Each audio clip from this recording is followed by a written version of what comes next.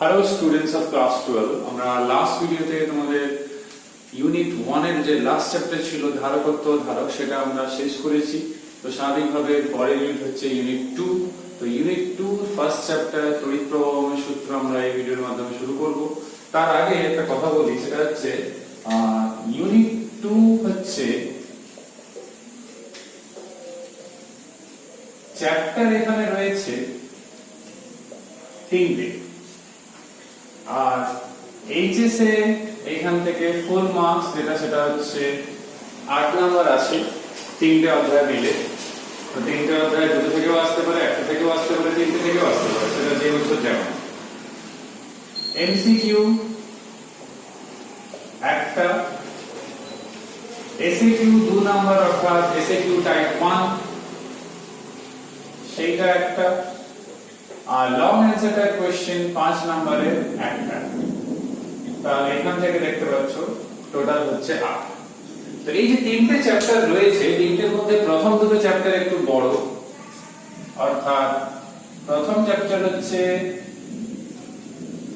তড়িৎ প্রবাহ ও ওহমের সূত্র। এই চ্যাপ্টারটা আমরা শুরু করব এই ভিডিওর মাধ্যমে। সেকেন্ড চ্যাপ্টার যেটা একটু কঠিন লাগে অনেকেরই, তাহলে এইটা হচ্ছে কি না কারশফের সূত্রাবলী।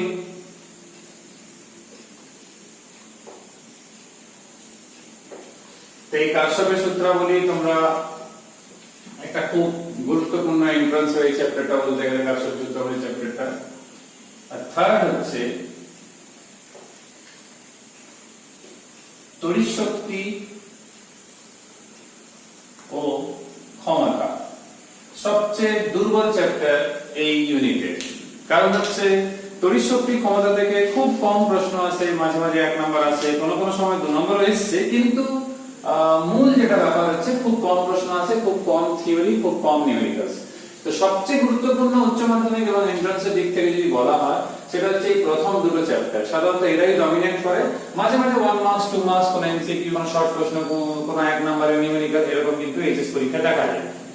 তো এই চ্যাপ্টারটা পড়তে অনেক সহজ হবে, তাড়াতাড়ি পড়া যাবে। কিন্তু এই দুটো চ্যাপ্টার পড়তে আমাদের থিওরি, নিউমেরিক্যাল, এমসিকিউ অনেক সময় লাগবে। অনেকগুলো ভিডিওর মাধ্যমে আমরা এটা শেষ করব, আর আমরা স্থির ভাবেই পড়ব, যাতে করে সিলেবাস কমপ্লিটের সাথে সাথে কনসেপশনাল ডেভেলপমেন্ট হয়, যাতে করে এইচএস এবং এন্ট্রান্স দুটো দিকই আমাদের কভার হয়। তো সবচেয়ে প্রথম এই চ্যাপ্টারটা শুরু করছি তড়িৎ প্রবাহ এবং ওহমের সূত্র। তো নাম থেকে তোমাদের মনে হবে যে পুরনো পড়া, কারণ তড়িৎ প্রবাহ সম্বন্ধে তোমরা ক্লাস 8 এবং ক্লাস 10 এ পড়েছো, ওহমের সূত্র পড়েছো ক্লাস 10 এ। আমি প্রাথমিক জিনিস থেকে শুরু করছি, যেরকম আমাদের উচ্চ মাধ্যমিক সিলেবাস রয়েছে, কারণ আমাদের লক্ষ্য উচ্চ মাধ্যমিক পরীক্ষা মূলত, সেই জন্য যেরকম সিলেবাস পরপর রয়েছে সেরকমই আমি পড়াচ্ছি, কোনো রকম স্কিপ করব না। পরীক্ষাতে আসে না এরকম জিনিসই আমরা এই ভিডিও এবং এর পরের ভিডিওতে পড়বো বলতে গেলে, কিন্তু যেহেতু সিলেবাসে রয়েছে আমরা সবগুলোই পড়বো, যেরকম অন্যান্য চ্যাপ্টারে সব পড়েছি।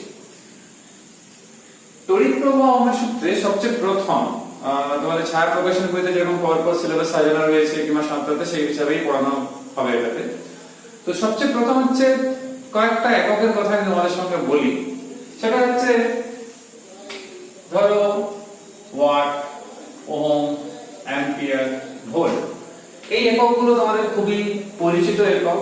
তোমরা জানো যে তড়িৎ ক্ষমতার একক রয়েছে একক, এটা রোধের একক, এটা প্রবাহ মাত্রার একক, আর এটা হচ্ছে বিভব পার্থক্য কিংবা বিভবের একক। তো এই সব যে এককগুলো রয়েছে, এই এককগুলো কিন্তু আগে কিন্তু একে ব্যবহার একক হিসাবে বলা হতো, কিন্তু এসআই পদ্ধতি কিংবা আন্তর্জাতিক পদ্ধতি যখন থেকে স্বীকৃতি পেয়েছে, তখন থেকে এগুলোকে কিন্তু নরমাল এসআই একক এই রাশিগুলোর হিসাবে ধরা হয়। তার মানে কি হচ্ছে যে আমরা সহজ সরল ভাবে যেসব রাশির কথা বলা হচ্ছে, রোধ হোক যাই হোক, তাদের এই এককগুলো ব্যবহার করলেই হবে, অন্য কোনো এককের কোনো প্রয়োজনীয়তা নেই। এবারে আসা যাক যেটা আমাদের মূল টপিক এই ভিডিও, সেটা হচ্ছে এই তড়িৎ প্রবাহ।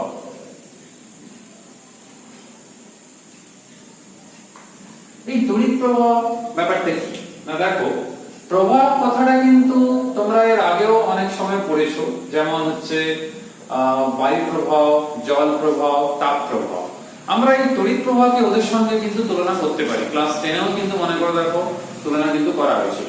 যদি সত্যি সত্যি তার সঙ্গে তুলনা করি, তোমরা নিশ্চিত জানো যে বায়ু প্রবাহের ক্ষেত্রে দেখেছি আমরা উচ্চতার থেকে নিম্নচাপের দিকে যে বায়ু প্রবাহ হলো, কিংবা তাপের ক্ষেত্রে দেখেছি যার উষ্ণতা বেশি সে কিন্তু তাপ বর্জন করে, যার উষ্ণতা কম সে তাপ গ্রহণ করে। তোমরা ক্যালোরিমেট্রিক মূলনীতি ক্লাস 9 এ ক্লাস 11 এ পড়েছো। তার মানে উচ্চ উষ্ণতা থেকে নিম্ন উষ্ণতার দিকে যাও। যদি আমি পেন নিয়ে উদাহরণ দিই, যদি এটাকে ধরি আমি উচ্চ বিভব, যদি বিভব অধ্যায়ে তোমাদের পড়া হয়ে গেছে তড়িৎ বিভব, আর এটা নিম্ন বিভব, তাহলে উচ্চ বিভব থেকে নিম্ন বিভবের দিকে অবশ্যই আমি ধনাত্মক আধানের হিসেবে বলছি। তার মানে আমি এটা বলতে চাইছি যে তড়িৎ প্রবাহ ওদের সঙ্গে একটা সামঞ্জস্য কিংবা সাদৃশ্য রয়েছে, যেখানে আমরা বলতে পারি উচ্চ বিভব থেকে নিম্ন বিভবের দিকে সবসময় কিন্তু তড়িৎ প্রবাহ হবে। তো তড়িৎ প্রবাহ মানে কিছুই নয়, তাকে আমরা প্রবাহ বলি, আর প্রবাহ মাত্রা দিয়ে তাকে পরিমাপ করা হয়। তো সেটা হচ্ছে কি না উচ্চ বিভব থেকে নিম্ন বিভবের দিকে যাওয়া। কে যায় না আধান। তো এই আলোচনাটা আমরা যদি করা হয় তাহলে আমরা সহজে যদি বলি, ধরো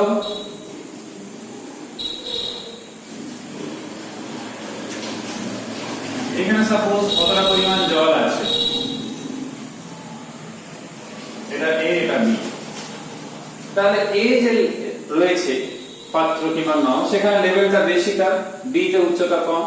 এটা যদি আমি h1 ধরি, এটা যদি h2 ধরি, তাহলে h1 greater than h2, so obviously h1 এর মানটা তাহলে বেশি। তো সেই জন্য তরল কিংবা জল এইদিকে যাবে, কতক্ষণ যাবে যতক্ষণ সমান না হচ্ছে। তো একই ভাবে যদি আমরা কোন বস্তু যার উষ্ণতা ধরো T1 এর T2, যদি T1 greater than T2 হয় তাহলে তাপ প্রবাহ এদিকে হবে। তো একই ভাবে আমরা তড়িতের ক্ষেত্রেও তাই বলবো।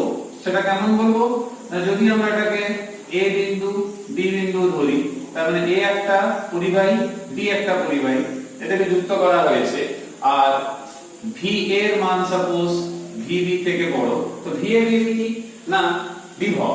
তার মানে কি এইটা হচ্ছে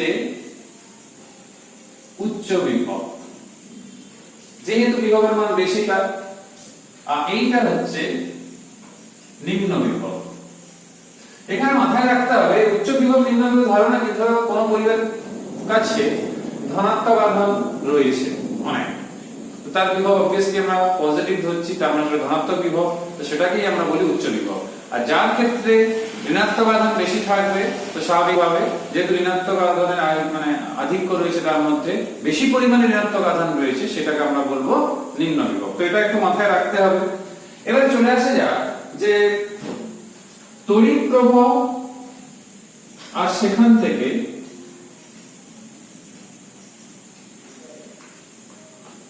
প্রবাহ মাত্রা, যেটা আমরা তড়িৎ প্রবাহ মাত্রাও বলি। এই তড়িৎ প্রবাহ মাত্রা কানেক্টেড জিনিস, কারণ হচ্ছে কোনো পরিবাহীর মধ্য দিয়ে তড়িৎ আধানের যে ফ্লো করা কিংবা তড়িৎ আধানের যে যাওয়া, সেটাকেই আমরা বলে থাকি কিন্তু তড়িৎ প্রবাহ। এবং যে কোনো পরিবাহী যে কোনো প্রস্থতে, সে সরু তার, মোটা পরিবাহী তার কি সরু হোক, সেটা নিয়ে কিছু যায় আসে না, যে কোনো প্রস্থচ্ছেদের মধ্য দিয়ে একক সময় যে পরিমাণ তড়িতাধান যাচ্ছে কিংবা তড়িতাধান প্রবাহিত হয়, তাকেই বলা হয় তড়িৎ প্রবাহ মাত্রা কিংবা শুধু প্রবাহ মাত্রা। যদি আমি I ধরি তড়িৎ প্রবাহ মাত্রা, তাহলে সেটা হবে Q/T। তাহলে এখানে Q হচ্ছে তড়িতাধান, T হচ্ছে সময়।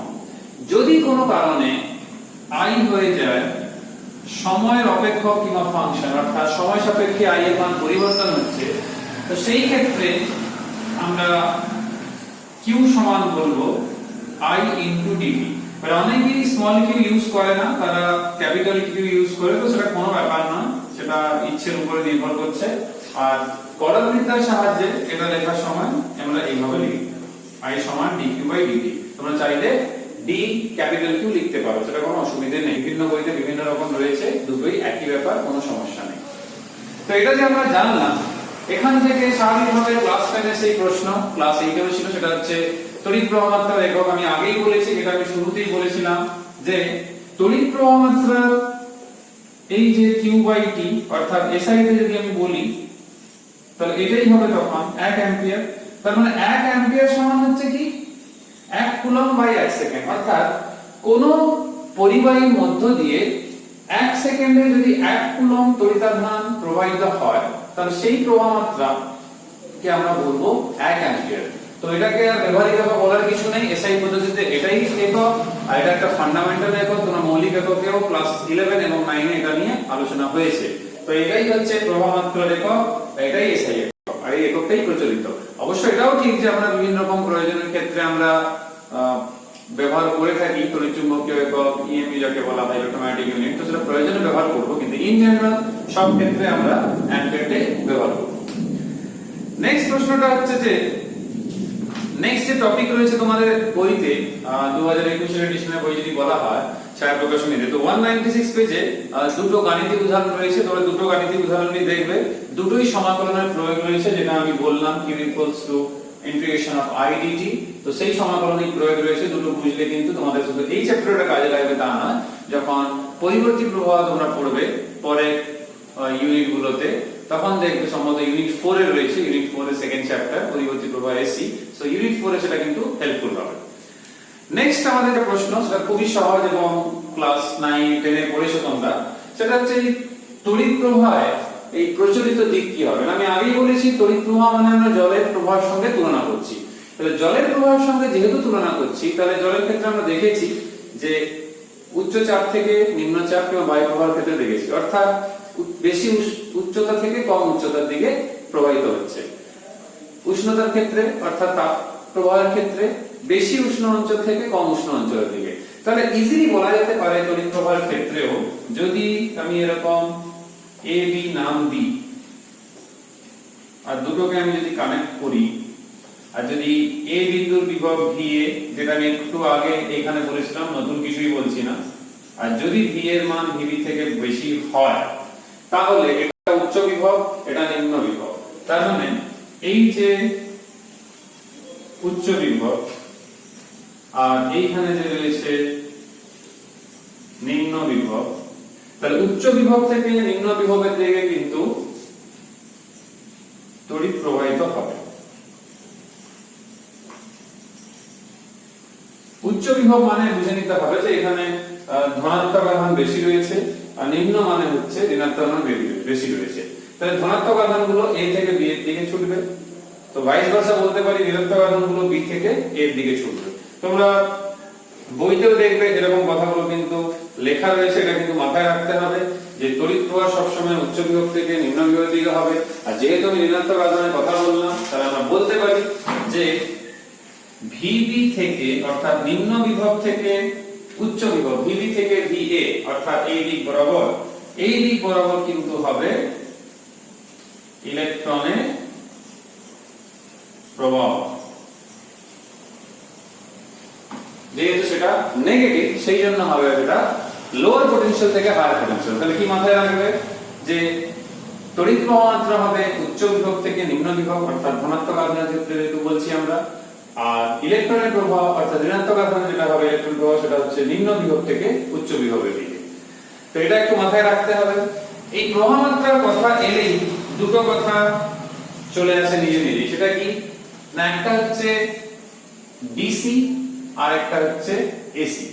ডিসি কে আমরা বলি ডাইরেক্ট কারেন্ট, বাংলায় বলা হয় কি না সমপ্রবাহ, আর এসি কে আমরা বলি ইংলিশে অল্টারনেটিং কারেন্ট, বাংলায় সেটাকে বলি আমরা পরিবর্তী প্রবাহ। নাম তোমাদের প্রচলিত নাম আর পরিচিত নাম ক্লাস 10 এ ছিল। ক্লাস 10 এ অবশ্য এসি ডিসি তুলনায় কেন সুবিধা সেটাও ছিল, কিন্তু চ্যাপ্টারের শেষের দিকে। তো পুরনো পড়া, শুধু মনে করাচ্ছি যে যদি কোনো পরিবাহের মধ্য দিয়ে একটানা একই দিকে তড়িৎ প্রবাহ হয়, সেটা ডিসি হয়। সে একটানা একই দিকে হওয়া মানে আমি বলতে চাইছি যে সেটা কনস্ট্যান্ট এরকম হতে পারে, কিংবা এরকম না হয় হয়তো দেখা গেল এরকম, তো সেটাও হতে পারে। কিংবা আমি একই গ্রাফে আঁকলাম কিন্তু তিনটে আলাদা গ্রাফ আঁকলে ভালো হতো, তো আমি সময় বাঁচানোর জন্য একটা জাস্ট বোঝানোর জন্য, কারণ এটা তো সেরকম ইম্পর্টেন্ট জিনিস না, এটা এমনিও পরিবর্তী প্রবাহ ইউনিট 4 এর চ্যাপ্টারে এমনিও পড়তে হবে, জাস্ট বোঝানোর জন্য বললাম। আর এসির ক্ষেত্রে কি হয় না, একটা নির্দিষ্ট পর্যায়ক্রমে কি হয়, নির্দিষ্ট পর্যায়ক্রমে অন্তরে একটা পর্যায়কাল থাকবে, তাতে দেখো অভিমুখ কিন্তু ঘন ঘন সে, যদি এদিকে আমি সময় এদিকে প্রবাহ মাত্রা বলি, দেখো অভিমুখ কিন্তু পরিবর্তন হচ্ছে। তাহলে এই জন্য একে আমরা এসি কিংবা অল্টারনেটিং কারেন্ট কিংবা বাংলায় বলি পরিবর্তী প্রবাহ। তো এটা একটু মাথায় রাখতে হবে। নেক্সট যে টপিক হচ্ছে, সেটা পরীক্ষাতে আসার তো সেরকম কোনো সম্ভাবনা নেই, দেখবে তোমাদের বইতে 196 পেজে এটা নিচের দিকে রয়েছে তড়িৎ প্রবাহ উৎস, এবং 197 পেজে দেখবে 6টা মতো পয়েন্ট রয়েছে যেটা আমাদের ভিডিওর আলোচনার বিষয়। তো সেটা পরীক্ষাতে ইম্পর্টেন্ট না হলেও কিন্তু আমরা এটাকে একটু ভালো করেই পড়বো, কারণ কনসেপ্ট ডেভেলপমেন্টের ক্ষেত্রে এটা কিন্তু খুবই কাজে লাগে। কারণ বদ্ধ বর্তনী, মুক্ত বর্তনী, কিংবা আমরা অনেক সময় বলি অন্তর্বর্তনী, কিংবা দেখা গেল বহিস্থ বর্তনী, তো এরকম বিভিন্ন রকমের নাম কিন্তু তোমরা দেখতে পাবে এখানে। তারপর রয়েছে দেখবে মুক্ত বর্তনী, ইভেন রয়েছে তোমাদের তড়িৎ প্রবাহের অভিমুখ, তড়িৎ প্রবাহের সুষমতা, তড়িৎ বর্তনী। তো এরকম যে বিভিন্ন টার্ম গুলো অঙ্ক করার সময় কিংবা থিওরিতে বিভিন্ন জায়গায় লেখা থাকে, সেটা কিন্তু ক্লিয়ার আইডিয়া না থাকার জন্য অঙ্ক করতে কিংবা কিছু বুঝতে, কিছু প্রশ্ন উত্তর যেগুলোতে লজিক প্রয়োগ করে কিছু উত্তর দেওয়া রয়েছে, ব্যাখ্যামূলক প্রশ্ন কিংবা প্রয়োগমূলক প্রশ্ন, সেখানে সমস্যা। তো সেই জন্য এটাকে বাদ দেওয়ার দরকার নেই, তোমরা এটাকে একটু বোঝার চেষ্টা করো। আমি একটু সহজে এটাকে বলার চেষ্টা করছি। দেখো, যখন কোনো উচ্চতার ফারাক রয়েছে, এরকম কোন দুটো নল রয়েছে, সাপোজ ধরো এরকম এরকম ধরো এই নলের নাম আমি দিলাম A, এই নলের নাম দিলাম আমি B। তো স্বাভাবিকভাবে এইখানে যেহেতু তরল এই অবধি রয়েছে আর এখানে এই অবধি রয়েছে, তো এই উচ্চতা যেটা H1 আর এই উচ্চতা যেটা আমি যদি বলি H2, তো বুঝতেই পারছো H1 এর মান H2 থেকে বেশি থাকছে। তো এই যে H1 এর মান H2 থেকে বেশি থাকছে, সেই জন্য স্বাভাবিকভাবে তরল এই দিকে যাচ্ছে। কিন্তু স্বাভাবিকভাবে বেশিক্ষণ কিন্তু এই তরলের প্রবাহ চলতে পারে না, কারণ কিছুক্ষণের মধ্যেই H1 সমান হয়ে যাবে H2, তখন কোনো উচ্চতা কিংবা লেভেলের ফারাক থাকবে না। তো স্বাভাবিকভাবে দুদিকে চাপ একই হয়ে যাবে তরলের চাপ, তখন কিন্তু তরল প্রবাহ এই যে নলটা রয়েছে, যদি আমি C নাম দিই, C এর মধ্য দিয়ে কিন্তু বন্ধ হয়ে যাবে। তাহলে কি রাস্তা আছে এই তরলের প্রবাহটা বজায় রাখা? না, রাস্তাটা স্বাভাবিক। যদি যে পরিমাণ তরল এখানে বেরিয়ে যাচ্ছে, অর্থাৎ A থেকে B তে চলে যাচ্ছে, সেই তরলটাকে যদি আমরা কোন নলের মাধ্যমে এইখানে পাঠিয়ে দিই, অর্থাৎ এখানে কোন একটা পাম্প লাগিয়ে দিলাম, সাপোজ করো এখানে একটা পাম্প লাগিয়ে দিলাম। অবশ্যই সেই পাম্পটা চালাতে গেলে আমাদের বাইরে থেকে শক্তি প্রদান করতে হবে, সেটা এমনি চলবে না, তাদের একটা শক্তি লাগবে। তাহলে এটা একটা শক্তির উৎস হিসাবে বলতে পারি আমি, একটা বাহ্যিক উৎস।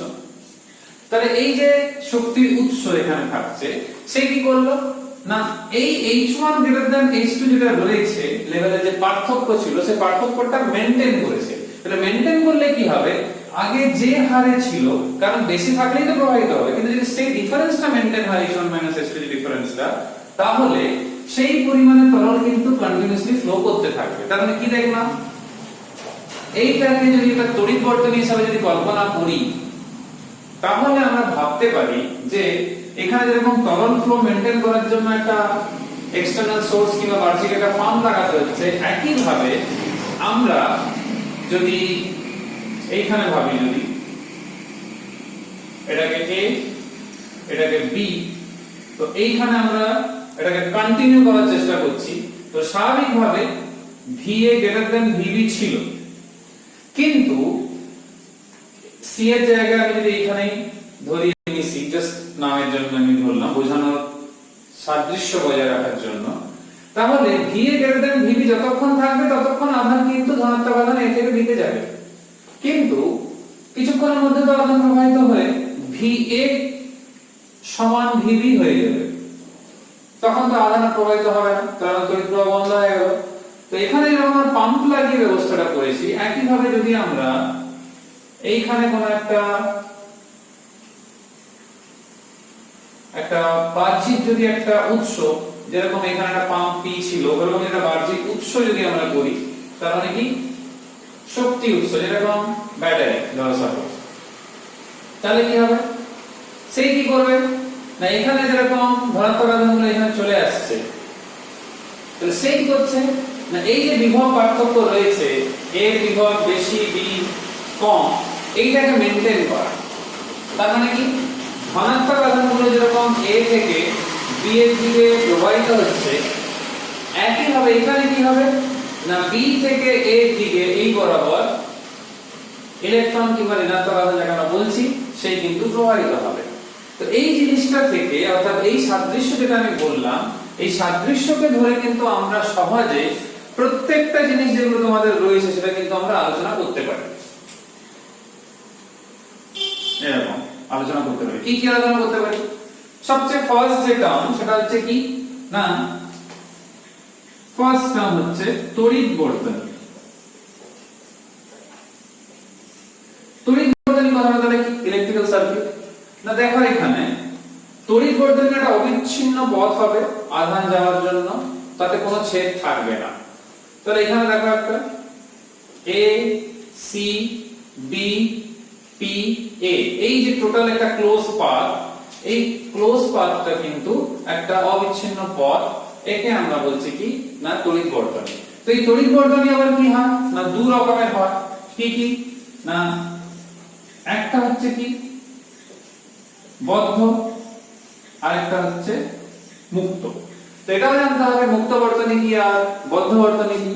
তো সিম্পল কথা বলি, যদি ধরো এইখানে একটা স্টপ কল যদি থাকে, যেরকম আমরা যে ট্যাপ গুলো ব্যবহার করি, যখন প্রয়োজন হচ্ছে তোমরা কল খুলছো, জল পড়ছে, যখন প্রয়োজন নেই তখন তোমরা কলটা লাগিয়ে দেবে। তার মানে কলটা খোলা অন স্টেট আর কলটা লাগানো বন্ধ করা সেটা হচ্ছে অফ স্টেট। একইভাবে আমরা ঘরে ফ্যান লাইট এগুলো চালাচ্ছি, তো সুইচটা অন করছি, ফ্যান চলছে, সুইচটা অফ করে দিলাম, তাহলে অন করলাম ফ্যান অন হলো, অফ করলাম ফ্যান বন্ধ হলো। তো সেখান থেকেই আমরা বলবো এখানে যে বদ্ধ বর্তনী মানে যখন আমরা সুইচটাকে অন রাখছি তাহলে কোনো রকম ছেদ থাকছে না বর্তনীতে, সেটা হচ্ছে বদ্ধ বর্তনী। আর মুক্ত বর্তনী কি না, মুক্ত বর্তনী হচ্ছে যখন সুইচটা কি থাকবে তাতে ছেদ থাকবে, তখন সুইচটা অফ অবস্থায় থাকবে। অন অবস্থায় থাকলে সহজ ভাষায় অন অবস্থায় থাকলে বদ্ধ বর্তনী এবং অফ অবস্থায় থাকলে মুক্ত বর্তনী। নেক্সট যেটা আমাদের জানতে বলা হয়েছে সেটা হচ্ছে তড়িৎ প্রবাহের সুষমতা, ইউনিফর্মিটি অফ ইলেকট্রিক্যাল কারেন্ট কিংবা কারেন্ট ফ্লো। তো সেটা কি না দেখো এখানে যতগুলো বিন্দু আমরা যদি কল্পনা করি, যত খুশি যদি বিন্দু বসে, এ বিন্দু বি বিন্দু সি বিন্দু ডি ই এফ যত কল্পনা করব, প্রত্যেকটা বিন্দুতে সমান পরিমাণে যদি আধান প্রবাহিত হয় তাহলে সেটা সুষমতা বজায় থাকবে। কখন বেশি কখন কম, তাহলে ডেফিনেটলি তড়িৎ প্রবাহ সুষম হবে। তো তড়িৎ প্রবাহের সুষমতা বলতে আমরা এটাই বুঝবো যে তড়িৎ বর্তনী প্রত্যেকটা বিন্দুতে সমান পরিমাণে আধান প্রবাহিত হয়। নেক্সট টপিক কি অন্তর্বর্তনী এবং বহির্বর্তনী। তো এটা একটা খুব গুরুত্বপূর্ণ জিনিস, কারণ এটা অনেকেরই বুঝতে প্রবলেম হয়। তো অন্তর্বর্তনী ও বহির্বর্তনী,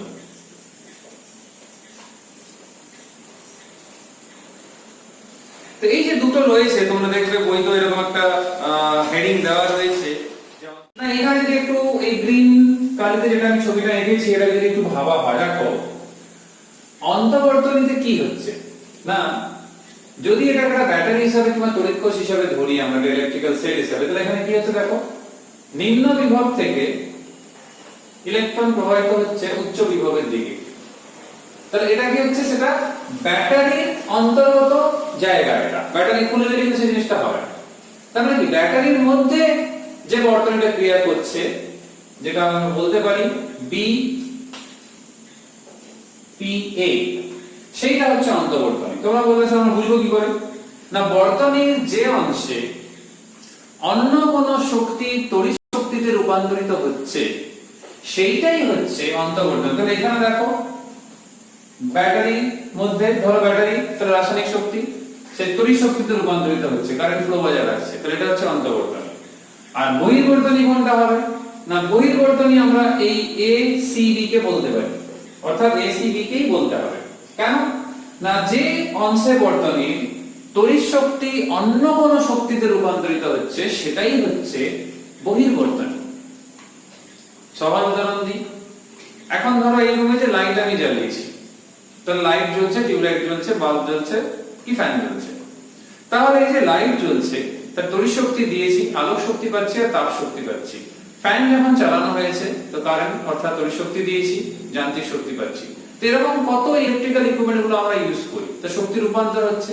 তার মানে বর্তনীর যে অংশে অন্য কোন শক্তির রূপ তড়িৎ শক্তিতে রূপান্তরিত হবে সেটা অন্তর্বর্তনী, আর যেখানে তড়িৎ শক্তি প্রথমটা হচ্ছে অন্য কোনো শক্তি তড়িৎ শক্তি, আর এটা হচ্ছে তড়িৎ শক্তি যখন অন্য কোনো শক্তি যেমন তাপ শক্তি, আলোক শক্তি, কি কোনো শক্তি, শব্দ শক্তি, সেটা হচ্ছে বর্তনী।